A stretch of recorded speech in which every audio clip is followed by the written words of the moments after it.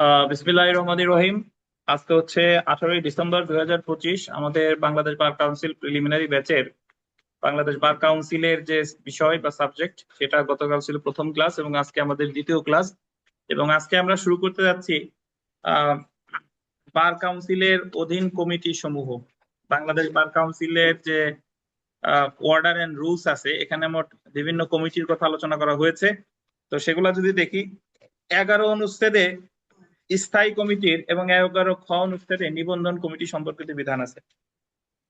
স্থায়ী কমিটি হলো standing committee, আর 11 খতে বলছে এনরোলমেন্ট কমিটি। এনরোলমেন্ট কমিটি বা নিবন্ধন কমিটি। তো প্রথমে যদি আমরা দেখি যে বার কাউন্সিলের স্থায়ী কমিটি সমূহ, স্ট্যান্ডিং কমিটি, অনুচ্ছেদ 11। The Bangladesh legal practitioners and bar council order 1972-এর 11 অনুচ্ছেদের তিনটি, বল দেবেন তিনটি স্থায়ী কমিটির উল্লেখ আছে। ওখানে তিনটা স্থায়ী কমিটির কথা বলছে।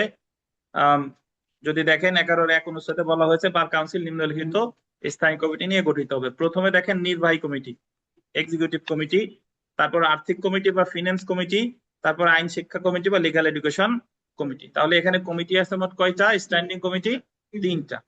তো তিনটার মধ্যে প্রথমে যেটা, সেটা হলো নির্বাহী কমিটি, আর্থিক কমিটি, আইন শিক্ষা কমিটি। তো এরপরে যদি আমরা চলে আসি যে তিনটা কমিটির গঠন যদি একটু দেখি, যে প্রথমে দেখেন স্থায়ী কমিটি, নির্বাহী কমিটি সদস্য 5 জন। এই 5 জন সদস্য বার কাউন্সিলের সদস্যদের মধ্য কর্তৃক মনোনীত হবে। বার কাউন্সিলের মোট সদস্য আছে কয়জন? 15 জন।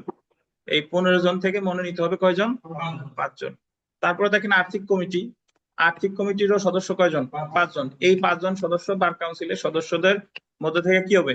মনোনীত হবে। তাহলে নির্বাহী কমিটিরও 5 জন, আর্থিক কমিটিরও 5 জন, এবং উভয় ক্ষেত্রেই এই 5-5 জন কি হবে? নির্বাচিত না, কিন্তু এই 5-5 জন কি? মনোনীত। এরপরে যেটা দেখবেন আইন শিক্ষা কমিটি, এখানে আছে 9 জন। 5 জন বার কাউন্সিলের, 5 জনের মধ্যে 9 জন আইন শিক্ষা লিগ্যাল এডুকেশন কমিটির সদস্য 9 জন, এর মধ্যে 5 জন হলো বার কাউন্সিলের সদস্যদের মধ্যে হতে, আর অবশিষ্ট 4 জনের মধ্যে সর্বনিম্ন গোল দিবেন, সর্বনিম্ন 2 জন, এটা গোল দিতে হবে। সর্বনিম্ন কয়জন? 2 জন বাংলাদেশের কোন বিশ্ববিদ্যালয় বা কলেজের আইনের 2 জন শিক্ষক হবে। মানে হলো 5 জন তো হলো, বাদ তো থাকে 4 জন। এই 4 জন যারাই হোক না কেন, যে কেউ হতে পারে, তবে তাদের মধ্যে অ্যাটলিস্ট 2 জন থাকতে হবে বাংলাদেশের কোন বিশ্ববিদ্যালয় বা কলেজের আইনের শিক্ষক। বুঝছেন? যদি অনেকে প্রশ্ন করেন স্যার তাহলে বাকি 2 জন কারা হবে? বাকি 2 জন যে কেউ ব্যক্তি হতে পারে, আবার বাকি 2 জন শিক্ষকও হতে পারে। বুঝতে পারছেন? তো 4 জন যারাই হোক না কেন, 2 জন থাকতে হবে বিশ্ববিদ্যালয় বা কলেজের কি আইনের শিক্ষক, আইনের শিক্ষক। আর বাকি 2 জন নেওয়া যেতে পারে যে দীর্ঘদিন ধরে বাংলাদেশ বার কাউন্সিলের যারা পরীক্ষা দিছে, তাদের কয়েকজন নেওয়া যেতে পারে, যে কি করলে আইন শিক্ষার উন্নয়ন হয়। আমাদের দিনেশ সুপারিশ করা যায়, আরিফ সাহেবকে সুপারিশ করা যায়, এরা যেতে পারে আর কি। বার আসসালামু কাউন্সিল ইচ্ছা আলাইকুম করলে স্যার। আইন শিক্ষা কমিটিতে নিতে পারে আর কি। হ্যাঁ বলেন। ওয়ালাইকুম আসসালাম। কে কোনো প্রশ্ন করবেন? না স্যার, এইমাত্র জয়েন হলাম স্যার। আচ্ছা, থ্যাংক ইউ। তো তাহলে মনে রাখবেন নির্বাহী কমিটি 5 জন, আর্থিক কমিটি 5 জন, লিগ্যাল এডুকেশন কয়জন? 9 জন। এর মধ্যে আইনি শিক্ষা, আইনি শিক্ষক থাকবে কয়জন? সর্বনিম্ন 2 জন। আমরা চলে এসেছি নিবন্ধন কমিটি।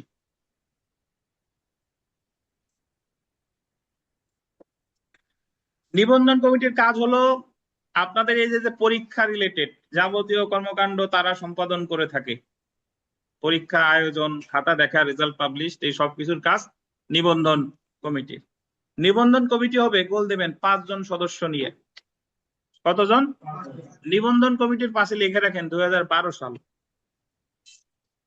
2012 সাল, 2012 সালের আগে এই নিবন্ধন কমিটি ছিল না। তাহলে 2012 সালে বাংলাদেশ বার কাউন্সিলে 2টা পদ সৃষ্টি করা হয়, একটা হলো সচিব আর একটা হলো নিবন্ধন কমিটি। মানে এই 2টা জিনিসের নতুন সংযুক্ত হয়। এর আগে 2012 সালের আগে এই বিধিবিধান ছিল না। তো তাহলে নিবন্ধন কমিটির 5 জন কারা, এই 5 জন আমাদের জানতে হবে। সর্বপ্রথম দেখেন প্রধান বিচারপতি কর্তৃক বল দিবেন মনোনীত। প্রধান বিচারপতি কর্তৃক কি মনোনীত আপিল বিভাগের একজন বিচারক। কোথাকার বিচারক? আপিল বিভাগের একজন বিচারক, যিনি নিবন্ধন কমিটির কি সভাপতি। তাহলে প্রধান বিচারপতি কর্তৃক মনোনীত আপিল বিভাগের একজন বিচারক। প্রধান বিচারপতি কর্তৃক মনোনীত গোল দিবেন হাইকোর্ট বিভাগের দুইজন বিচারক। হাইকোর্ট বিভাগের দুইজন বিচারক, তাহলে আপিল বিভাগের একজন, হাইকোর্ট বিভাগের দুইজন। বাংলাদেশের অ্যাটর্নি জেনারেল আর বার কাউন্সিলের সদস্যদের মধ্যে হতে নির্বাচিত একজন। বার কাউন্সিলের সদস্য তো এমনিতে আছে 15 জন, তো অ্যাটর্নি জেনারেল তো অলরেডি আছে, আর বাকি 14 জন থেকে আর একজন। তাহলে আমার এই গঠন জানতে হবে যে নিবন্ধন কমিটিতে সর্বমোট কয়জন আছে। 5 জন আছে। আপিল বিভাগের বিচারক একজন, হাইকোর্ট বিভাগের বিচারক 2 জন, অ্যাটর্নি জেনারেল আর অন্যান্য সদস্যদের মধ্যে হতে কিন্তু নির্বাচিত একজন। এই হলো সর্বসাকুল্যে 5 জন। এবং এখানে যদি দেখেন, জেনে রাখা ভালো, প্রধান বিচারপতি কর্তৃক মনোনীত আপিল বিভাগের বিচারক হবে নিবন্ধন কমিটির সভাপতি। নিম্ন আদালত বা হাইকোর্ট বিভাগের আইনজীবীদের নিবন্ধন সংক্রান্ত যাবতীয় কার্যাবলী সম্পাদন করবে কে? নিবন্ধন কমিটি। তো নিবন্ধন কমিটির কাজ হলো অ্যাকচুয়ালি পরীক্ষা নেওয়া। এখানে আরেকটা বিষয় বলে রাখা ভালো, যে নিবন্ধন কমিটির মেয়াদ কতদিন হবে সেটাই জায়গা উল্লেখ নাই। তাহলে বলা যেতে পারে যে নিবন্ধন কমিটি দায়িত্ব পালন করবে প্রধান বিচারপতির সন্তোষজনক সীমা অনুসারে। বুঝছেন? তো তাহলে যে জিনিসটা আপনারা ভুল করেন, ট্রাইব্যুনালের সদস্য হলো 3 জন ট্রাই, আর নিবন্ধন কমিটির কয়জন? 5 জন। নিবন্ধন কমিটির আর একটা নাম কি? Enrolment committee. এনরোলমেন্ট কমিটি গঠন করা হয় বাংলাদেশ বার কাউন্সিল কত সাল হতে? 2012 সালের আগে কিন্তু এটা ছিল। তো নিবন্ধন কমিটির যে কাজবাজ আছে, এই কাজবাজ করতে যাব না, এগুলো আমরা জানি।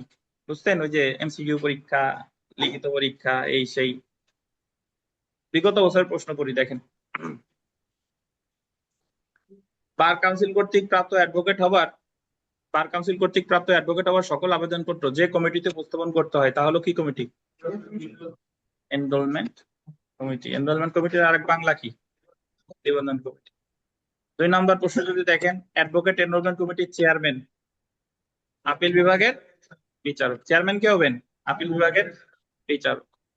তারপর যদি আমরা 3 নম্বরে দেখি, যে বাংলাদেশ বার কাউন্সিলের আইন শিক্ষা কমিটিতে সর্বনিম্ন কতজন বিশ্ববিদ্যালয়ের সদস্য থাকবে? কয়জন? সর্বনিম্ন কয়জন? ধন্যবাদ।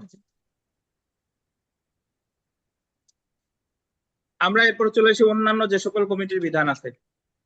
অন্যান্য কমিটি মানে এই যে যে আপনার স্ট্যান্ডিং কমিটি 3টা, নির্বাহী, আর্থিক আর লিগ্যাল এডুকেশন, আর হলো নিবন্ধন কমিটি, এইগুলো আছে অনুচ্ছেদে, ওয়ার্ডারে।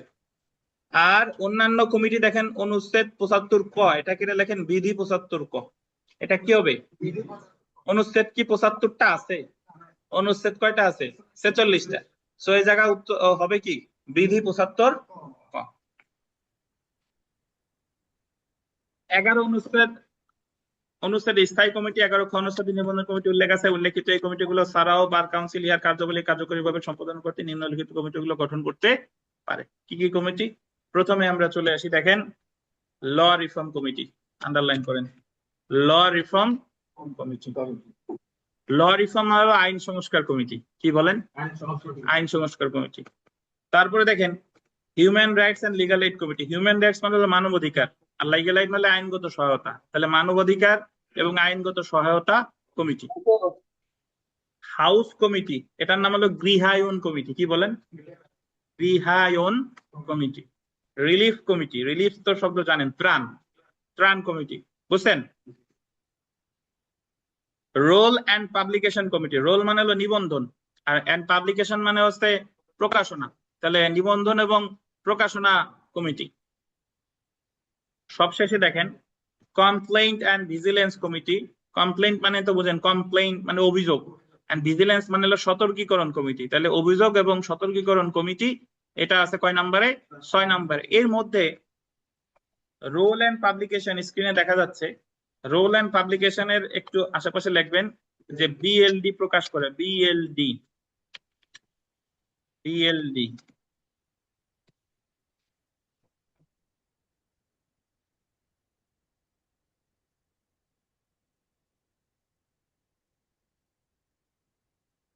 বিএলডি মানে হলো বাংলাদেশ লিগাল ডিসিশনস, বুঝছেন? আইনের যতগুলো নজিরের বই আছে, আপনারা নাম শুনছেন, ডিএলআর তো সবচেয়ে পপুলার, ঢাকা ল রিপোর্ট। আর একটা আছে বিএলডি, বাংলাদেশ লিগাল ডিসিশনস। এটা প্রকাশ করে Bangladesh bar council. Bangladesh bar কাউন্সিলের কোন কমিটি? রোল অ্যান্ড পাবলিকেশন কমিটি। মনে রাখতে হবে, আজ হোক কাল হোক আসবে এই প্রশ্ন। এটা পরীক্ষায় প্রশ্ন আসবে যে বাংলাদেশ বার কাউন্সিল কোন আইনের প্রকাশনা গ্রন্থ প্রকাশ করে থাকে? বিএলডি। তো এখন তাহলে আমরা এটা জানলাম, দেখেন অর্ডারে কমিটি আছে, ওই যে নির্বাহী আছে 3টা, আর এনরোলমেন্ট কমিটি 4টা, আর বিধিতি কমিটি আছে কয়টা? 6টা। এই 6টার মধ্যে রোল অ্যান্ড পাবলিকেশন কমিটি বের করে কি? এখন দেখেন প্রত্যেকটি কমিটির সদস্য হবে অনধিক 5 জন। দেখছেন প্রত্যেকটা কমিটির সদস্য কয়জন? অনধিক 5 জন। মানে কি? মানে এর কম হতে পারে। কমিটি ইচ্ছা করলে সর্বোচ্চ 5 জন, কিন্তু ইচ্ছা করলে এর কমও হতে পারে। বার কাউন্সিল কর্তৃক নির্বাচিত অনধিক 5 জন সদস্য নিয়ে। তো প্রত্যেক কমিটির মেয়াদ হবে বার কাউন্সিল মেয়াদের মতো, যদি না বার কাউন্সিল যখন কমিটি গঠন করে তখন ভিন্ন কিছু বিধান করে। তাহলে প্রত্যেক বার কাউন্সিলের মেয়াদ 3 বছর, কমিটির মেয়াদও 3 বছর। বাট কমিটি গঠনের সময় বাংলাদেশ বার কাউন্সিল নির্ধারণ করতে পারে যে অমুক কমিটির মেয়াদ এত বছর, অমুক কমিটির মেয়াদ এত বছর। এ হলো কথা। তো যদি আমরা সেলফ প্র্যাকটিসে, এখান থেকে প্রশ্ন আসে নাই, আসবে ইনশাল্লাহ। যদি আমরা সেলফ প্র্যাকটিসের 2 নাম্বার প্রশ্নটা দেখি, যে Bangladesh legal practitioners and bar council আদেশে কয়টি স্থায়ী কমিটি আছে? স্থায়ী কমিটি আছে কয়টা? 3টি। তারপরে যদি দেখেন 3 নাম্বার, বাংলাদেশ লিগাল প্র্যাকটিশনার্স এবং বাংলাদেশ বার কাউন্সিল আদেশের ড্যাশ অনুচ্ছেদ অনুযায়ী কমিটির সময় বিধান আছে। স্থায়ী কমিটির বিধান আছে কত? 11তে। আর এনরোলমেন্ট কমিটি আছে 11 ক। এরপর যে প্রশ্ন আছে এগুলো ইনশাল্লাহ পারবেন।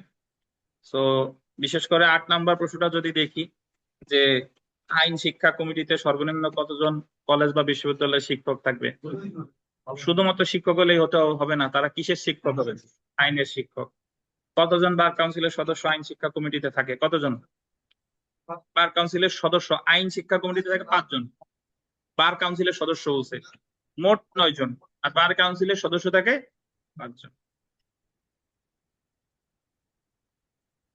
আর এই জায়গায় যে প্রশ্ন আছে এগুলো পারবেন। 15 নাম্বার প্রশ্নটা যদি আমরা দেখি, যে বার কাউন্সিলের নিবন্ধন কমিটির বার কাউন্সিলের নিবন্ধন কমিটির সভাপতি মনোনীত হবে কে কর্তৃক? প্রধান বিচারপতি কর্তৃক। তারপর যদি দেখেন প্রধান বিচারপতি নিম্নলিখিত কোন কমিটির চেয়ারম্যান মনোনীত করবেন? কোন কমিটি? নিবন্ধন কমিটি। তারপরে Bangladesh legal practitioners and bar council rules 1972 এর 75 ক বিধি অনুযায়ী বার কাউন্সিল কয়টি কমিটি গঠন করতে পারে? কয়টি? 6টি। তাহলে কমিটি নিয়ে আপনাদের কোনো প্রশ্ন থাকলে বলতে পারেন।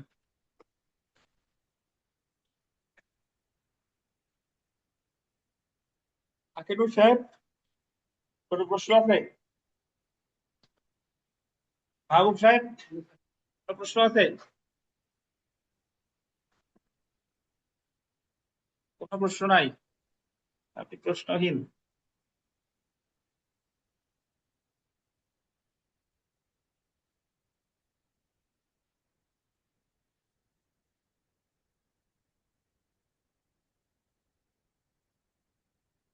আচ্ছা, আমরা বার কাউন্সিলের তহবিল দেখি, আসেন। তহবিল যা দেখলে লাভ হবে সেই জায়গা দেখি, আসেন। তহবিল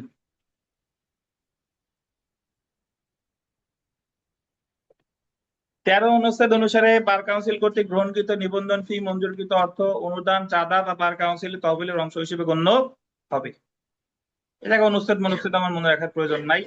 যেটা মনে রাখবো সেটা দেখেন, 14 অনুচ্ছেদ অনুসারে আইনজীবী গণের বা তাদের পরিবার বা তাদের উপর নির্ভরশীল ব্যক্তিদের কল্যাণের জন্য বার কাউন্সিল, এটা আন্ডারলাইন করেন, তাদের পরিবার বা তাদের উপর নির্ভরশীল ব্যক্তিদের কল্যাণের জন্য bar council group insurance scheme বা বেনেভোলেন্ট ফান্ড গঠন করতে পারে। কার কার জন্য? আইনজীবীর জন্য, তাদের পরিবারের জন্য, আর কার? পরিবারের উপর নির্ভরশীল ব্যক্তিদের জন্য কি গঠন করবে? Group insurance scheme. কোন দুর্দশাগ্রস্ত আইনজীবী বা তার পরিবারের বা তার উপর ভরণ পোষণের জন্য নির্ভরশীল কোনো ব্যক্তিকে সহায়তার জন্য যুদ্ধ, আন্ডারলাইন করবেন, যুদ্ধ, প্রাকৃতিক দুর্যোগ দ্বারা ক্ষতিগ্রস্ত বার সমিতিকে সহায়তার জন্য ত্রাণ তহবিল গঠন করতে পারে। তাহলে আমার জানতে হবে বেনেভোলেন্ট ফান্ড কেন গঠন করে? আইনজীবীর জন্য এবং তার উপর নির্ভরশীল ব্যক্তিদের কল্যাণের জন্য।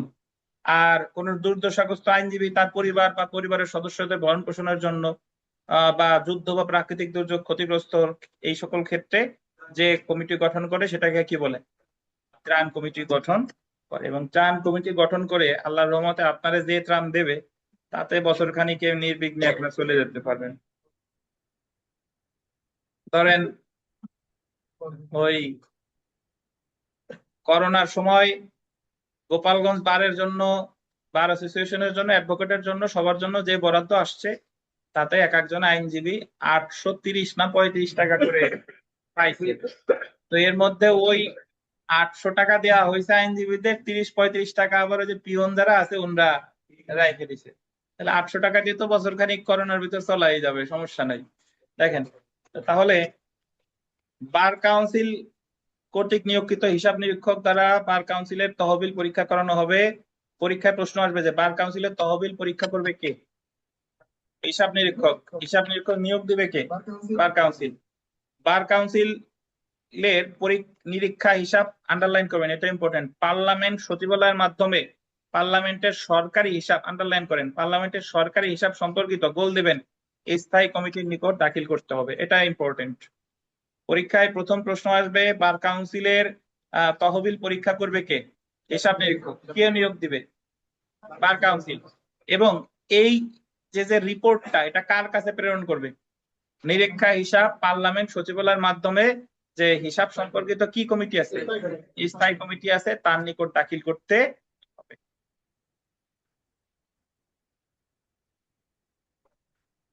বার কাউন্সিলে হিসাব কার নিকট দাখিল করতে হবে?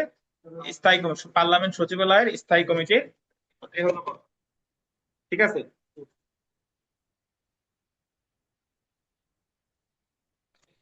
এবার দেখেন যে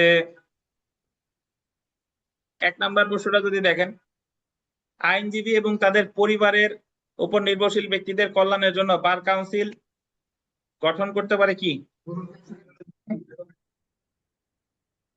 group insurance scheme and benevolent fund. তারপর 2 নাম্বারটাও ইম্পর্টেন্ট, যে কোন দুর্দশাগ্রস্ত আইনজীবী তার পরিবার, তার পরিবারের ভরণ পোষণের জন্য নির্ভরশীল কোনো ব্যক্তিকে সহায়তার জন্য কি কি কমিটি গঠন করবে? Fund, relief fund. 4, বার কাউন্সিলের হিসাব নিরীক্ষণ করার জন্য হিসাব নিরীক্ষক বা অডিটর নিয়োগ দিবে কে? বার কাউন্সিল কর্তৃক। 5, বার কাউন্সিলের পরীক্ষা হিসাব দাখিল করতে হবে কার কাছে? পার্লামেন্ট সরকারি হিসাব সম্পর্কিত কমিটির নিকট। বুঝছেন?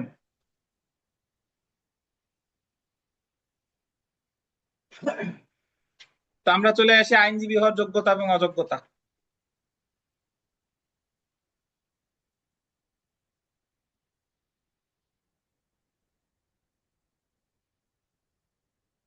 The Bangladesh legal practitioners and bar council order 1972-এর 19-এর 1 অনুচ্ছেদে বলা হয়েছে কোন ব্যক্তি আইন পেশা করতে পারবে না যদি না সে একজন আইনজীবী হয়। 19-এর 1-এ বলছে যে যদি কোনো ব্যক্তি আইনজীবী না হয় তাহলে সে আইন পেশা পরিচালনা করতে পারবেন না। এখন যদি বলেন যে স্যার তাহলে দেওয়ানি কার্যবিধির 3 আদেশে বলা আছে যে কোনো ব্যক্তি নিজের মামলাও নিজে পরিচালনা করতে পারে, তাহলে ওই কথা, ওই 3 আদেশ কি এই 19 অনুচ্ছেদের সাথে সাংঘর্ষিক কিনা?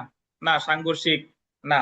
কোন ব্যক্তি নিজের মামলা নিজে পরিচালনা করা আর আইন পেশা এক জিনিস না। সে তো অন্য কারো পক্ষে তো আর লড়তেছে না, সে লড়তেছে কার পক্ষে? নিজের পক্ষে। তো নিজের পক্ষে নিজে মামলা চালাইতেই পারে, সে আইনজীবী না হলেও চালাতে পারবে। কিন্তু যদি আপনি আইন পেশা করতে চান তাহলে অবশ্যই আপনাকে কি হতে হবে? আইনজীবী হতে হবে। অন্যদিকে 41 অনুচ্ছেদে বিধান করা হয়েছে যে কোনো ব্যক্তি যে আইনজীবী না, এটা 41 অনুচ্ছেদটা গোল্ডেন, এটা বিবিআই, যে কোনো ব্যক্তি যে আইনজীবী না কিন্তু আইন পেশা করে এবং যে কোনো ব্যক্তি যে এই অর্ডারের অধীন হাইকোর্ট বিভাগে প্র্যাকটিস করার জন্য অধিকারী না কিন্তু হাইকোর্ট বিভাগে প্র্যাকটিস করে, তাহলে এমন ব্যক্তি গোল দিবেন অনধিক 6 মাসের জন্য কারাদণ্ডে দণ্ডিত হতে পারে। নিচে লেখেন টাউট, মানে একজন অ্যাডভোকেটও টাউট হতে পারে। কিভাবে? উনি নিম্ন আদালতের অ্যাডভোকেট, হাইকোর্টে ওনার লাইসেন্স নাই, হাইকোর্টে গিয়ে উনি অ্যাডভোকেসি করে আইনজীবী পরিচয় দিয়ে, উনি ওট আউট। আবার একজন ব্যক্তি যে নিম্ন আদালতে অ্যাডভোকেট হয় নাই, কিন্তু তিনি অ্যাডভোকেট হিসেবে পরিচয় দেন, অ্যাডভোকেট হিসেবে প্র্যাকটিস করেন, উনিও আউট। কিছুদিন পর পর দেখেন যে ফেসবুকেতে অনেক বৃদ্ধ বয়স্ক প্র্যাকটিস মোটামুটি 15-20 বছর করছে, তারপরে ধরা খাইছে টাউট, নিচে ধুলাই রাখছে টাউট। দেখতে মায়াও লাগে, আবার মানে মনে হয় যে দিনের পর দিন ইনি মানুষকে কিভাবে ঠকাই গেছে। তো তাহলে টাউটের শাস্তি সম্পর্কে বলছে কত অনুচ্ছেদে? 41 অনুচ্ছেদে। এটা কি অর্ডারে নাকি রুলসে বলেন তো? অর্ডার, ডেফিনেটলি অর্ডারে। অনুচ্ছেদ তো অর্ডারেই আছে।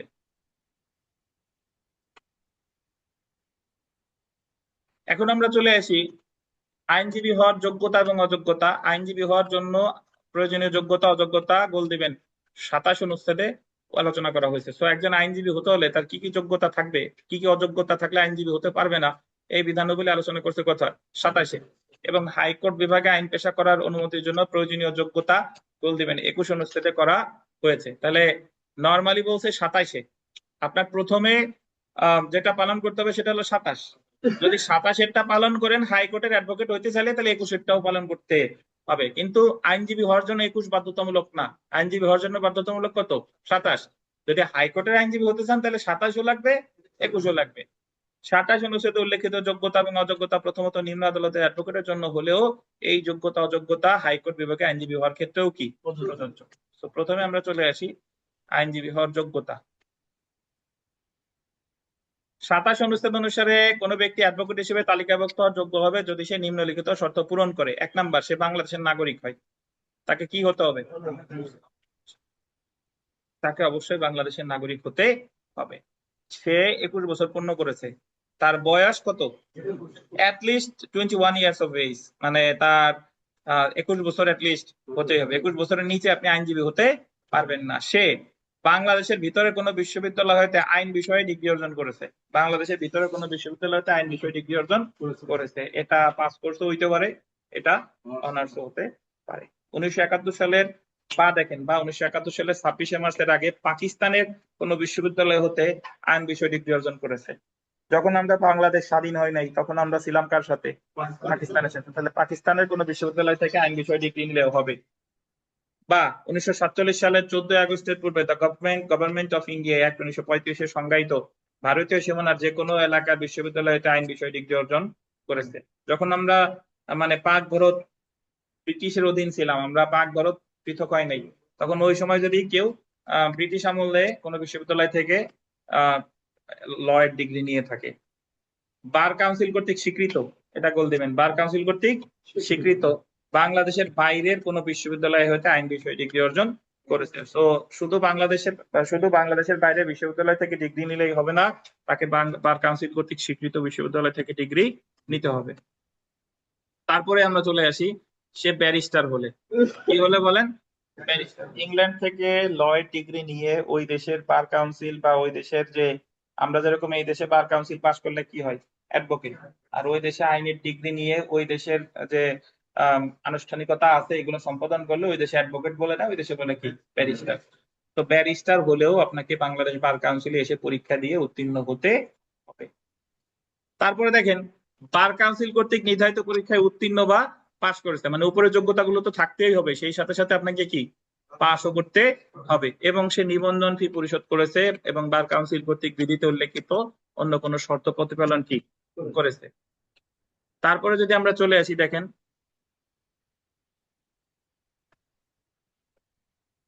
মোক্তার, এটা একটা ইম্পর্টেন্ট জিনিস। এটা আইনে আছে বাট বাস্তবে এখন আর নাই। যে ব্যক্তি গোল দিবেন 7 বছর যাবত গোল দিবেন মোক্তার হিসেবে কাজ করেছে। কোন ব্যক্তি যদি কাজ করেছে কত বছর যাবত? 7 বছর যাবত মোক্তার হিসেবে কাজ করেছে, সে উপরে লিখিত 27-এর 1 অনুচ্ছেদের অধীন ক, খ, গ, ঘ, উম। ক, খ, ঘতে উমতে আছে হলো আপনার অনুচ্ছেদে বর্ণিত শর্তসমূহ পূরণ করলে, মানে একটা শর্ত ছাড়া, গ আর শর্ত ছাড়া। গ শর্ত হলো আইন বিষয়ে ডিগ্রি, মানে বাংলাদেশের সিটিজেন হইতে হবে, 21 বছর বয়স হতে হবে, পরীক্ষা দিতে হবে। কিন্তু আইন বিষয়ে ডিগ্রি না থাকলে সমস্যা নাই, পরীক্ষা কিন্তু দেওয়াই লাগবে। তাতে আপনি মুক্তার হন আর আক্তার হন, পরীক্ষা আপনার দেওয়াই লাগবে। আচ্ছা, অনুচ্ছেদে বর্ণিত শর্তসমূহ পূরণ করলে সে একজন অ্যাডভোকেট হিসেবে তালিকাভুক্ত হতে পারে। অর্থাৎ 27-1 গ অনুচ্ছেদে উল্লেখিত শিক্ষাগত যোগ্যতা না থাকলেও সে অ্যাডভোকেট হতে পারবে। তো এখানে পরীক্ষায় যে প্রশ্নটা আসতে পারে যে মুক্তার হিসেবে কতদিন প্র্যাকটিস করতে হবে? 7 বছর। তো মুক্তারদের ক্ষেত্রে বিশেষ সুবিধা হলো মুক্তারের পদ্ধতি যদি থাকে তাহলে আপনাদের এই যে আবুল হোসেন খান, হিজবুল সাহেব, ওনাদের লয়ার ডিগ্রি লাগতো না, সরাসরি এই জায়গা কোচিং করে এসে পরীক্ষা দিতে পারতো। বুঝতে পারছেন? তাহলে এজন্য মুক্তারদের তাহলে এক্সপিরিয়েন্স লাগবে কত দিনের? 7 বছর। তো আমাদের নামাজের বিরুদ্ধে নামাজ শেষে ইনশাল্লাহ আবার হবে। তো দেখেন, অ্যাডভোকেট হওয়ার যোগ্যতা, অযোগ্যতা, সরি, যোগ্যতা তো এতক্ষণ আমরা পড়ছি, এখন পড়বো অ্যাডভোকেট হওয়ার অযোগ্যতা। কোন ব্যক্তি অ্যাডভোকেট হিসেবে তালিকাভুক্ত আর অযোগ্য হবে যদি সে সরকারি বা সরকারি বিধিবদ্ধ সংস্থার চাকরি হতে গোল দেবেন নৈতিক স্থলনের অভিযোগে অপসারিত বা বরখাস্ত হয়। কোথা থেকে? সরকারি বিধিবদ্ধ সংস্থার চাকরি হতে কিসের কারণে বরখাস্ত হয়েছে? নৈতিক স্থলনজনিত কারণে বরখাস্ত হয়েছে। এবং অপসারণের তারিখ হতে 2 বছর অতিক্রম না করলে, অপসারণের তারিখ হতে কত বছর অতিক্রম করতে হবে? 2 বছর। 2 বছর অতিক্রম হয়েছে তাহলে তিনি পরীক্ষা দিতে পারবেন।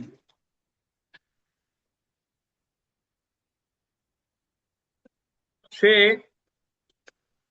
নৈতিক স্থলনজনিত অপরাধে দণ্ডিত হয় এবং দণ্ডিত হওয়ার তারিখ হতে 5 বছর বা সরকার কর্তৃক অফিসিয়াল গেজেট নোটিফিকেশন দ্বারা সরকার যেমন কম মেয়াদ উল্লেখ করে এমন সময় অতিবাহিত না হলে। তার মানে উপরেরটা হলো তাকে সরকারি চাকরি থেকে বরখাস্ত হতে হবে এবং অতিক্রম হতে হবে কত বছর? 2 বছর।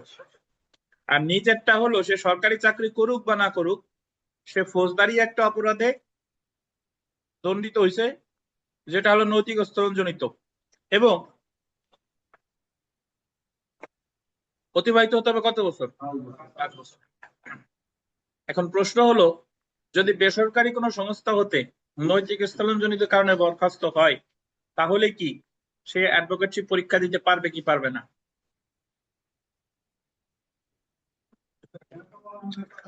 আপনাদের কি মনে হয়? পারবে।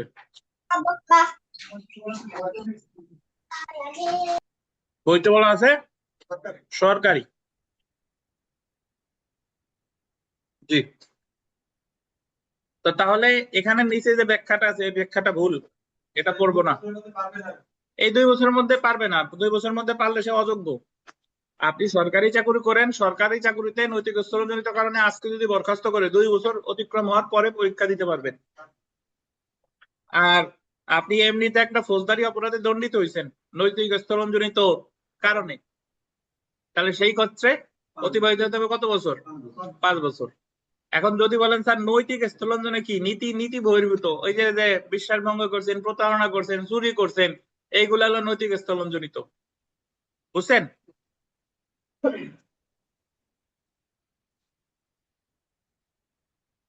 বিগত বছর প্রশ্ন যদি দেখেন, বলেন।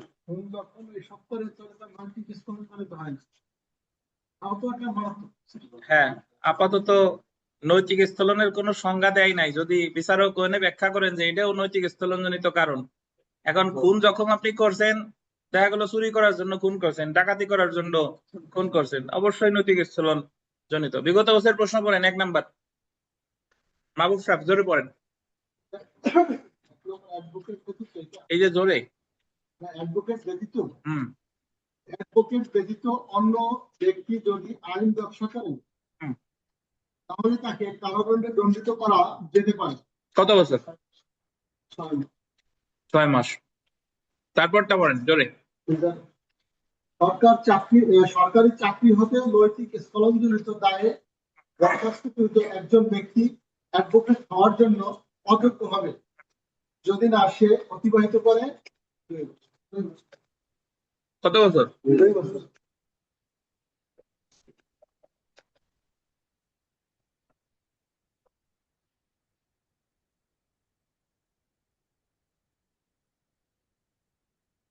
সেলফ প্র্যাকটিসের 3 নাম্বার প্রশ্নটা দেখেন, পড়ি। যে অ্যাডভোকেট হওয়ার অন্যান্য শর্ত পূরণ করলে এবং সর্বনিম্ন কত বছর মুক্তার হিসেবে কাজ করলে একজন অ্যাডভোকেট হিসেবে গণ্য হতে পারে? কত বছর? 7 বছর। 4 নাম্বারটা দেখেন, সর্বনিম্ন 7 বছর যাবৎ মুক্তার হিসেবে কাজ করেছে এমন ব্যক্তি নিম্নলিখিত কোন শর্তটি পূরণ না করলেও অ্যাডভোকেট হিসেবে তালিকাভুক্ত হতে পারে? আইন বিষয়ে প্রয়োজনীয় শিক্ষাগত যোগ্যতা, এটা দরকার নাই।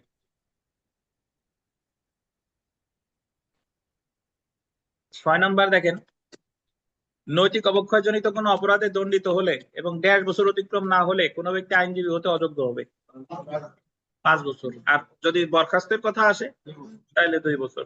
খেয়াল রাখেন, ফৌজদারি অপরাধে দণ্ডিত হইলে 5 বছর আর বরখাস্ত হইলে 2 বছর। এখন প্রশ্ন হলো, যদি কোনো উকিল সাহেব ফৌজদারি অপরাধে দণ্ডিত হয় অ্যাডভোকেট হওয়ার পরে, তাহলে কি তার কি লাইসেন্স থাকবে কিনা? এই রিলেটেড আমরা কিছু পড়ছি? পড়ি নাই। উকিল সাহেব দণ্ডিত হলে সমস্যা নাই, কিন্তু উকিল হওয়ার আগে দণ্ডিত হইলে সমস্যা আছে। আচ্ছা, এখন আমরা চলে আসি অ্যাডভোকেট তালিকাভুক্তির আবেদন দাখিল। আবেদন দাখিল এই জায়গায় যা আছে এগুলো পড়ার প্রয়োজন মনে করতেছি না। ওই বর্তমানে তো আর আবেদন হাতে হাতে দেয় না। এই জায়গায় যে কথাগুলো আছে এগুলো মোটামুটি, যেটা আমার মনে রাখতে হবে, পরের পয়েন্টে দেখেন, পরের প্যারায় Bangladesh legal practitioners and bar council rule 1972 60 বিধিতে পাইছেন? 60 বিধিতে শিক্ষানবিশ আবেদন সম্পর্কে বলা হয়েছে। এই আকিনুর সাহেব ওই লাইটটা একটু বাইরেরটা একটু দিয়ে দেন। 60 1 বিধি অনুযায়ী অ্যাডভোকেট হওয়ার জন্য প্রত্যেক ব্যক্তিকে 10 বছর ধরে আইন পেশায় নিয়োজিত আছে এমন অ্যাডভোকেটের সাথে 6 মাস শিক্ষানবিশ হিসেবে কাজ করতে হবে। কয় বছর? না, এমন একজন অ্যাডভোকেটের সাথে কাজ করতে হবে যার অভিজ্ঞতা আছে কত দিন? 10 বছর। এবং কতদিন কাজ করতে হবে? 6 মাস। এটা মনে রাখতে হবে। এবং আপনি হাইকোর্টেও যদি এনরোলমেন্ট পরীক্ষা দিতে চান, ওই জায়গাও কত বছর অ্যাডভোকেটের সাথে লাগবে? 10 বছর। 60 2 আবেদন পত্রের সাথে 10টি মামলা দিতে হবে, এটা এখনো আছে। 10টি মামলা দিতে হবে, 5টা সিভিল আর 5টা কি ক্রিমিনাল, ফৌজদারি। শিক্ষানবিশ চুক্তিপত্রের সাথে 800 টাকা রেজিস্ট্রেশন ফি জমা দিতে হবে, এটা এখন আর নাই। 800 টাকার জায়গা হয়েছে 1080 টাকা। 800 নিচে লিখতে পারেন 1080 টাকা।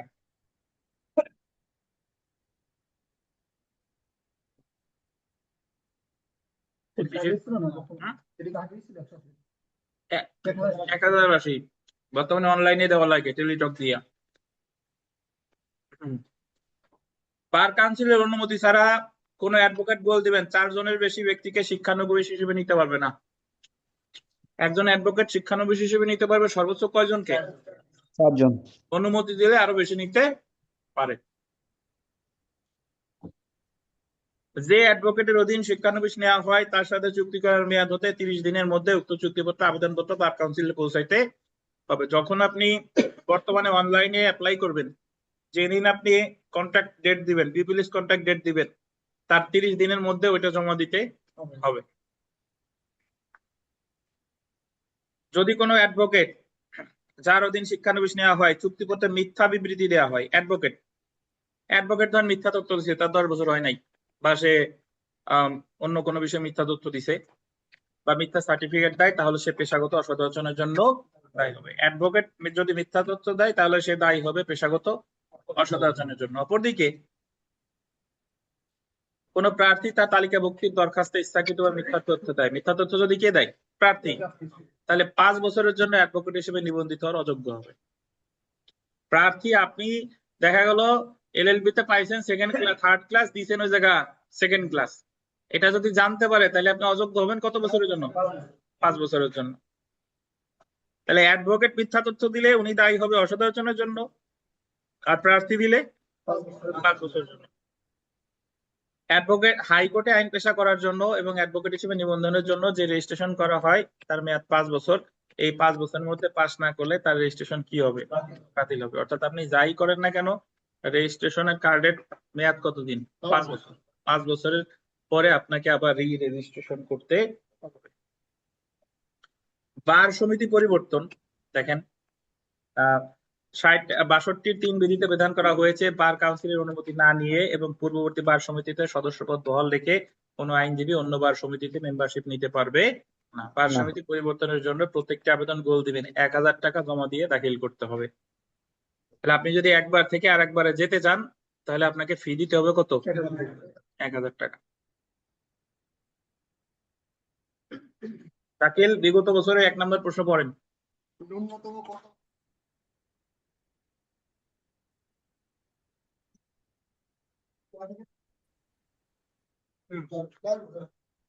হুম।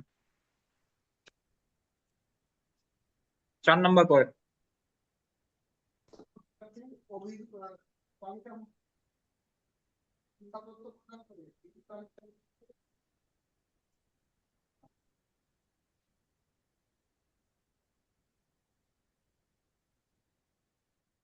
সেলফ প্র্যাকটিসের 3 পড়েন।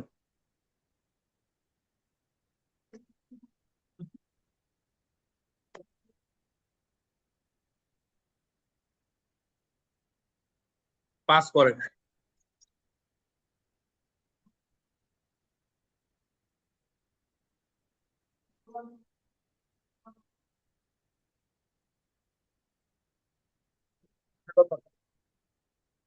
সাত পড়েন।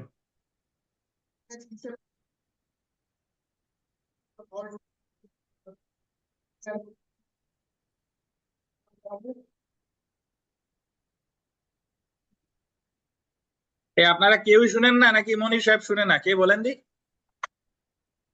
জি স্যার, শুনতে পাই না স্যার। স্যার আমরা কেউ শুনিনি। আচ্ছা ঠিক আছে, যাক, যা শোনেন নাই সব আছে, ক্ষতিগ্রস্ত হন নাই আপনারা। আমরা চলে আসি হাইকোর্টে আইন পেশা করার অনুমতি। দেখেন,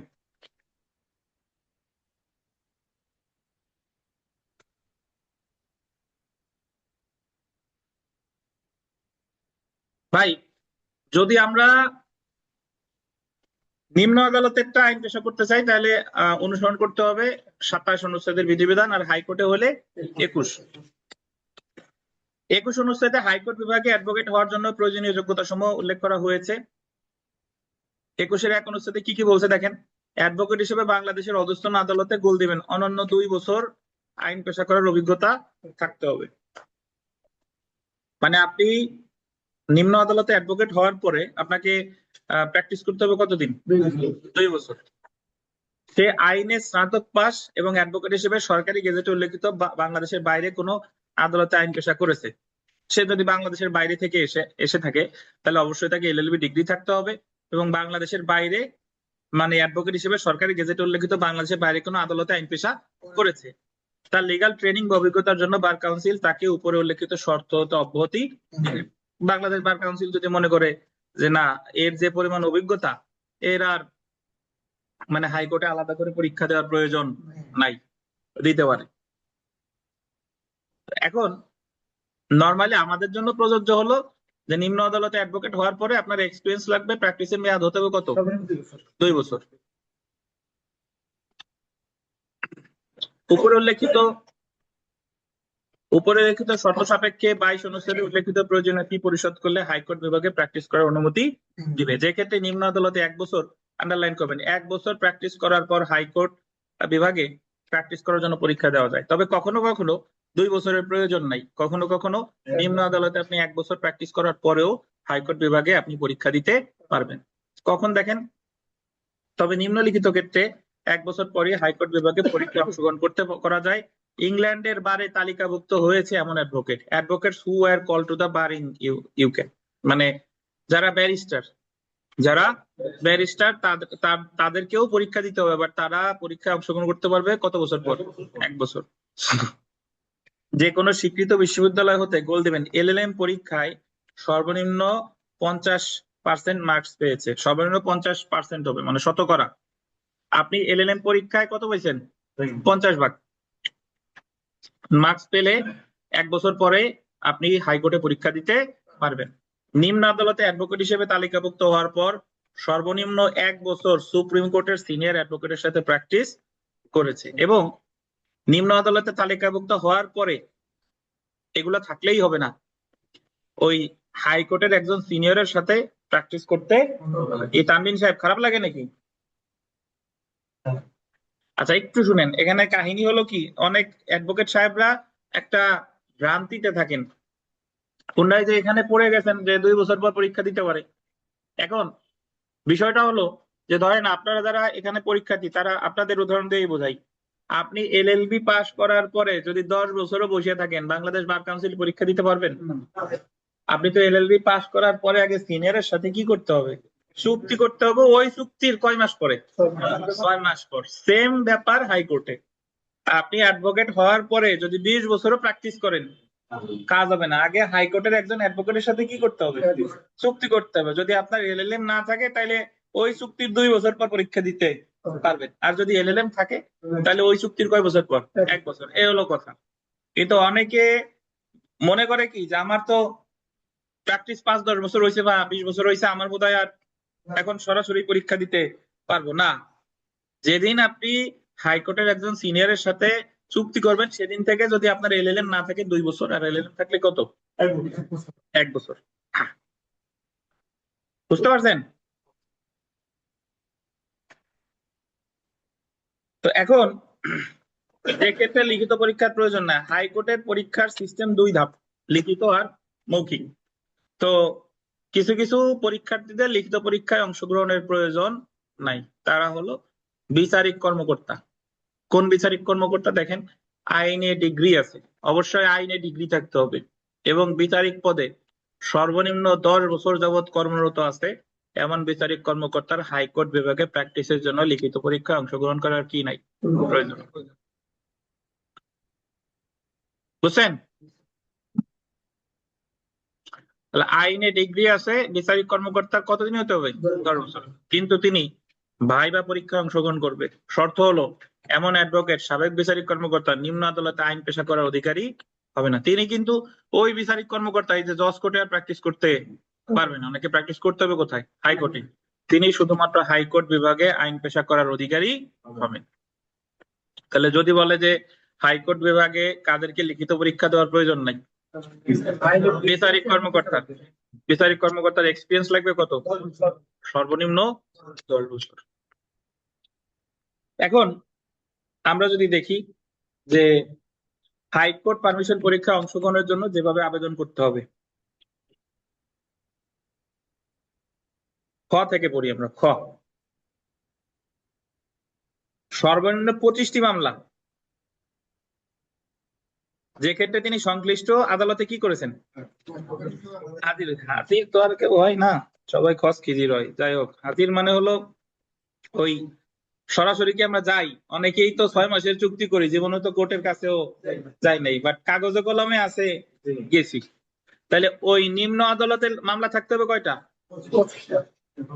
নিম্ন আদালতে 10টা, আর হাইকোর্টের পরীক্ষায় 25টা। নিম্ন আদালতে 5টা সিভিল, 5টা ক্রিমিনাল। আর এই জায়গা হচ্ছে 25টা সিভিল হইতে পারে, 25টা ক্রিমিনাল হইতে পারে, 25টাও রিট হইতে পারে, কোনো সমস্যা নাই। হাইকোর্ট পরীক্ষার পারমিশন পরীক্ষার ফি বাবদ 5,000 টাকা। এই 5,000 টাকা এখন আর নাই, এখন বোধহয় 12,500 না 13,000 লাগে, যেন এক্সাক্ট জানা নাই। এখন 12,500 13,000 লাগে। তো ফি মনে রাখার প্রয়োজন নাই। আমরা বিগত বছরে 1 নম্বর প্রশ্নটা পড়ি।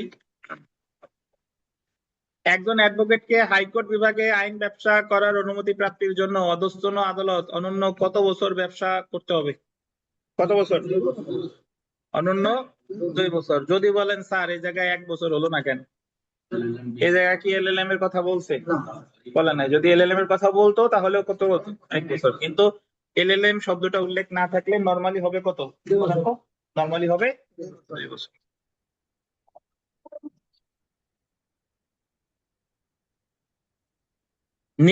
সেলফ প্র্যাকটিসের 1 নম্বর প্রশ্নটা পড়ি। নিম্নলিখিত কোন ক্ষেত্রে নিম্ন আদালতে 1 বছর প্র্যাকটিস করার পর হাইকোর্ট পারমিশন পরীক্ষা অংশগ্রহণ করা যায়? ইংল্যান্ডের বারে তালিকাভুক্ত হয়েছে এমন অ্যাডভোকেট হলে স্বীকৃত বিশ্ববিদ্যালয়তে এলএলএম পরীক্ষায় হায়ার সেকেন্ড ক্লাস পেলে সুপ্রিম কোর্টের কোন সিনিয়র অ্যাডভোকেটের অধীন কত বছর? 1 বছর উপরের কি? আপনারা যারা অ্যাডভোকেট হয়েছে অনেকে এলএলএম করার জন্য তড়িঘড়ি করেন, বা যারা এলএলবি পাস করছেন জাস্ট এলএলবি পাস করে অনেকে বাংলাদেশ বার কাউন্সিল এসে এলএলএম করার জন্য সিরিয়াসনেস বেশি।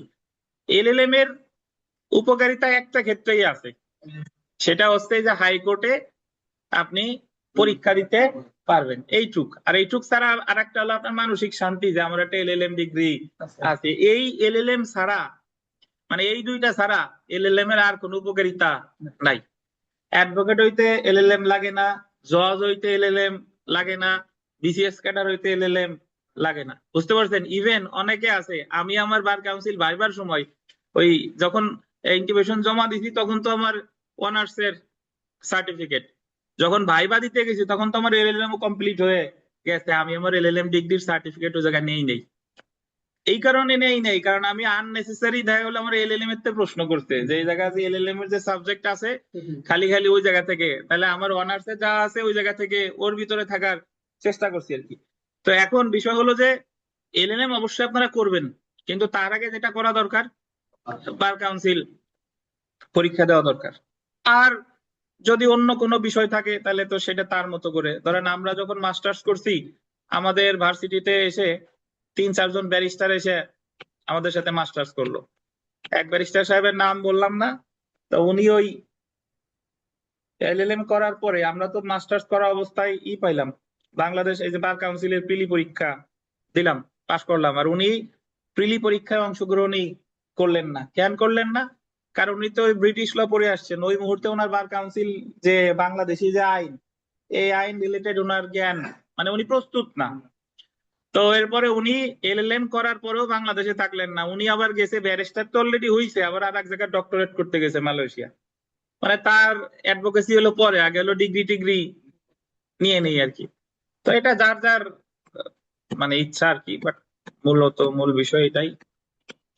আমরা সর্বশেষ প্রশ্নটা পড়ি, দেখেন যে হাইকোর্ট বিভাগে পারমিশন পরীক্ষায় অংশগ্রহণের জন্য দাখিলকৃত আবেদনের সাথে কয়টি মামলার তালিকা জমা দিতে হবে বলেন তো?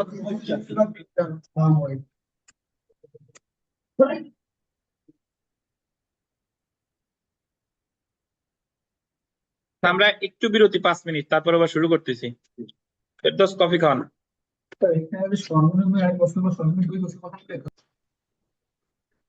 ফি, বার কাউন্সিলে যেসব ফি জমা দিতে হবে, বার কাউন্সিলে ফি আপনার আজীবন দেওয়া লাগবে। এখন দিচ্ছেন পরীক্ষা দেওয়ার জন্য, আর উকিল হওয়ার পরেও বছর বছর দেওয়া লাগবে। বিনিময়ে আপনি যেটা পাবেন মরার পরে। ঠিক আছে? না, অনিয়ম কেন? অনিয়ম না। আপনি আগে যদি পেতে চান তাহলে আপনার অ্যাডভোকেট ওই লাইসেন্স ক্যান্সেল করতে হবে। দেন সরকারি চাকরির পেনশন কি আপনি আগে আগে পাবেন? তো পেনশন কখন পান? যদি রিটায়ারমেন্টে যান। বিষয়টা তো তাই। এখন বিষয়টা এরকম করা উচিত যে আমি আমার জীবদ্দশায় আমার যা হইছে সেটা উত্তোলনের সুযোগ থাকা উচিত। দেখা গেলো আমি যখন মারা গেলাম তাহলে যে টাকা আমি পেতাম, আমি যা তুলছি সেটা বাদ দিয়ে যদি কিছু থাকে তাহলে সেটা দিল। কারণ অনেক আইনজীবী, অনেক লোকের জীবদ্দশায় তার টাকার দরকার হয়, তো জীবদ্দশায় যদি আমি না পেলাম তাহলে আর পরে পেলাম। আর এই যে যে টাকাটা দেয় ভাই, এই বর্তমান প্রেক্ষাপটে খুব নগণ্য একটা টাকা। ধরেন আপনি 10-20 বছর প্র্যাকটিস করে আপনি 5 লাখ টাকা হয়েছেন, 20 বছর প্র্যাকটিস করে 3.5 লাখ পাইছেন। সো এটা আসলে মানে কোন টাকা? 3.5 লাখ কোন টাকা? তো এর চেয়ে চেষ্টা করবেন মানে ওই যে সাথে সাথে আপনাদের যাদের ওই হাইকোর্ট বারের সদস্য হলে, সুপ্রিম কোর্ট বারের সদস্য হলে ওই জায়গায় আরো টাকা মানে ভালো পাওয়া যায় আর কি। দেখেন, যাই হোক, তো বার কাউন্সিল পরিশোধ করার জন্য বার কাউন্সিল নিম্নলিখিত ফি নির্ধারণ করতে পারে, যথা আইনজীবী হিসেবে তালিকাভুক্ত হওয়ার জন্য ফি, হাইকোর্ট বিভাগে আইন পেশা করার অনুমতির জন্য ফি, আর এই যে দেখেন আইনজীবী কর্তৃক পরিশোধিত বার্ষিক ফি। এখানে যেটা মনে রাখতে হবে, যদি আইনজীবী তার উপর আরোপিত ফি, কিস্তি বা প্রিমিয়াম বকেয়া হওয়ার তারিখ হতে গোল দিবেন 6 মাসের জন্য পরিশোধ করতে ব্যর্থ হয়। কয় মাসের জন্য? আমি ধরেন 2025-এর আমার যে ফি আছে এটা দেওয়া হয় নাই এখন, তাহলে যদি কয় মাস হয়ে যায়, 6 মাস হয়ে যায়, তখন তাকে নোটিশ দেওয়া হবে কেন তার নাম আইনজীবী তালিকা হতে কর্তন করা হবে না। যদি তার ব্যাখ্যা সন্তোষজনক না হয় তাহলে তার নাম কর্তন করা হবে। জরিমানা পরিশোধ না করা পর্যন্ত তার নাম কি হবে না? পুনর্বহাল হবে না। যতক্ষণ পর্যন্ত জরিমানা না দিচ্ছে ততক্ষণ পর্যন্ত পুনর্বহাল হবে না। বুঝছেন? কর্তন কারা করবে? যদি এখন কর্তন হয়ে জি ভাই, বার কাউন্সিলের আইনজীবী থেকে।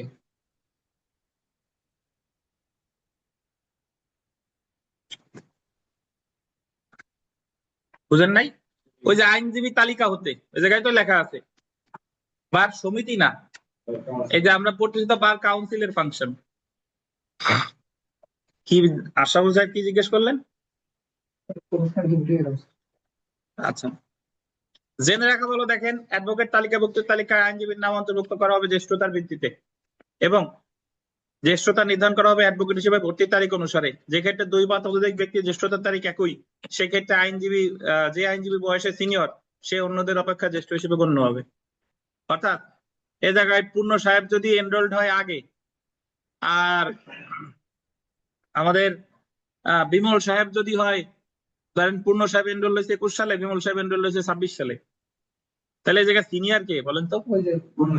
যে আগে অ্যাডভোকেট হয়েছে সে। কিন্তু যদি দুইজনই 26 সালে এনরোলড হয়, পূর্ণ আর বিমল সাহেব দুইজনই এনরোল 26 সালে, তাহলে সিনিয়র কে? তাহলে বিমল সাহেব। তাহলে বয়সের যে একেবারে মূল্য নাই বিষয় কিন্তু তা না। তালিকা যদি একবার কর্তন করা হয়ে যায়, হ্যাঁ সেইটা থেকে আবার জরিমানা থেকে আবার নাম হ্যাঁ, জরিমানা দিলে আবার হবে। বার কাউন্সিল আইনজীবীদের তালিকা হাইকোর্ট বিভাগে প্রেরণ করবে। এটা আন্ডারলাইন করে 3টে স্টার দেন। পরীক্ষায় প্রশ্ন আসবে, বার কাউন্সিল আইনজীবীদের তালিকা কোথায় প্রেরণ করবে? হাইকোর্ট বিভাগে। অন্যান্য আইনজীবীদের পূর্ব, এটা বিবিআই, অন্যান্য আইনজীবীদের পূর্বে বক্তব্য পেশ করা রাইট অফ প্রি অডিয়েন্স অধিকার অ্যাটর্নি জেনারেলের থাকবে। 3টে স্টার দেন। মানে অন্যান্য সকল আইনজীবীর আগে কথা বলার অধিকার থাকবে কার? অ্যাটর্নি জেনারেল হলেন বাংলাদেশের প্রধান আইন বিষয়ক কর্মকর্তা। তিনি একজন আইনমন্ত্রী পদমর্যাদা সম্পন্ন ব্যক্তি। আইনমন্ত্রী কোন অ্যাটর্নি জেনারেল একটা সাংবিধানিক পদ। বাংলাদেশ সংবিধানের 64 অনুচ্ছেদে অ্যাটর্নি জেনারেলের নিয়োগ দেয় রাষ্ট্রপতি, এবং তিনি রাষ্ট্রপতির সন্তোষজনক সীমা অনুসারে তার দায়িত্ব পালন করেন। অন্যান্য আইনজীবীদের মধ্যে পূর্ব বক্তব্য পেশের অধিকার রাইট অফ প্রিডিয়েন্স জ্যেষ্ঠতার ভিত্তিতে নির্ধারণ করা হবে। অন্যান্য ক্ষেত্রে কিসের ভিত্তিতে? জ্যেষ্ঠতার ভিত্তিতে। জ্যেষ্ঠতা মানে হলো যে যারা সিনিয়র, ঠিক আছে? তো যদি আমরা সেলফ প্র্যাকটিসে আসি, সেলফ প্র্যাকটিসের 1 নাম্বার, যদি কোনো আইনজীবী তার উপর আরোপিত ফি, কিস্তি, প্রিমিয়াম বকেয়া হওয়ার তারিখ হতে ড্যাশ মাসের মধ্যে, কয় মাস? 6 মাস। 2 নাম্বার যদি দেখেন, তা Bangladesh legal practitioner bar council orders এর 20 অনুচ্ছেদ অনুসারে প্রস্তুতকৃত তালিকা বার কাউন্সিলে প্রেরণ করবে কবে? হাইকোর্ট বিভাগে, নাকি? 3 নাম্বার, বাংলাদেশের সকল আইনজীবীদের পূর্বে বক্তব্য পেশের রাইট অফ প্রি অডিয়েন্স থাকবে কার? অ্যাটর্নি জেনারেলের। 4 নাম্বার, আইনজীবীগণের তালিকা প্রস্তুত করা হবে সিনিয়রিটির ভিত্তিতে। আইনজীবী হিসেবে তালিকাভুক্ত তারিখ হতে একই তালিকাভুক্তির তারিখ হলে বয়সের ভিত্তিতে সবগুলো, কি বলেন? সবগুলো। তো আমরা চলে আসি ট্রাইব্যুনাল। ট্রাইব্যুনালের গঠন অলরেডি আমরা এর আগে পড়ছি না? ট্রাইব্যুনালে কয়জন থাকে বলেন? 3 জন। বাংলা 33 অনুচ্ছেদের অধীন বার কাউন্সিল এক বা একাধিক ট্রাইব্যুনাল গঠন করতে পারে। সদস্য মোট 3 জন সদস্য নিয়ে ট্রাইব্যুনাল গঠিত হয়। কয়জন? 3 জন। সদস্য সমূহ যদি দেখেন, বার কাউন্সিলের সদস্যদের মধ্য হতে বার কাউন্সিল কর্তৃক মনোনীত, কেটে লেখেন নির্বাচিত, কি লিখবেন? নির্বাচিত 2 জন সদস্য এবং অ্যাডভোকেটদের মধ্যে হতে একজন নিয়ে বার কাউন্সিল ট্রাইব্যুনাল গঠিত হবে। চেয়ারম্যান, এই 3 জনের মধ্যে যিনি প্রবীণ সে হবেন কি? চেয়ারম্যান। আর জেনে রাখা ভালো, যদি দেখি, অ্যাটর্নি জেনারেল বার কাউন্সিল ট্রাইব্যুনালের সদস্য হবে না, আর বার কাউন্সিলের সচিব পদাধিকার বলে কি হবে? ট্রাইব্যুনালের সচিব। বার কাউন্সিলের সচিবকে নিয়োগ দেয় আখিনুর।